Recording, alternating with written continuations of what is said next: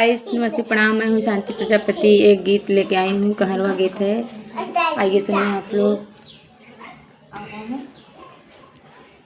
के लई है ननदी उधार हो, ननदी चित से उतरी गई। के लई है ननदी उधार हो, ननदी चित से उतरी गई।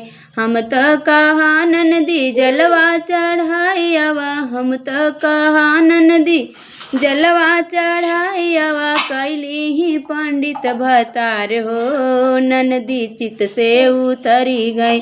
कैली ही पंडित भतार हो, ननदी चित से उतरी गई। के लई है ननदी उधार हो, ननदी चित से उतरी गई।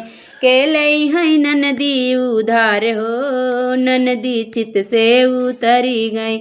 हम तो कहा ननदी खाना बनाइला, हम तो कहा ननदी खाना बनाइला।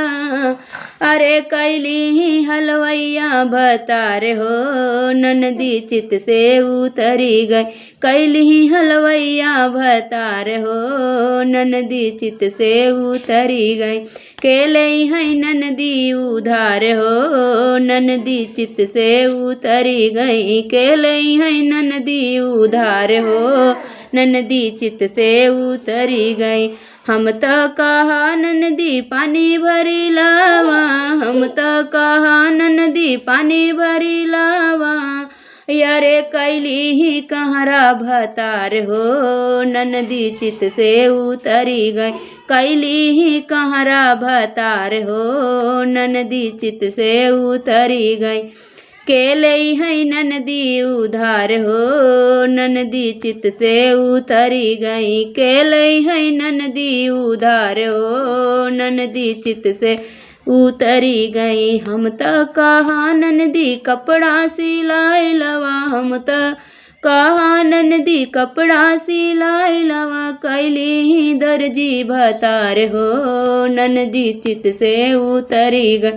कैली ही अरे कैली ही दर्जी भतार हो, ननदी चित से उतरी गई। के लई है ननदी उधार हो, ननदी चित से उतरी गई।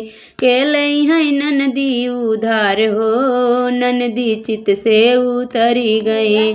हम तो कहा ननदी, हम तो कहा ननदी गहना गढ़ाई लवा, हम तो कहा ननदी गहना गढ़ाई लवा। अरे कैयाई सोनरा भतार हो, ननदी चित से उतरी गई। कैली ही सोनरा भतार हो, ननदी चित से उतरी गई। के लई है ननदी उधार हो, ननदी चित से उतरी गई। के लई है ननदी उधार हो, ननदी चित से उतरी गई।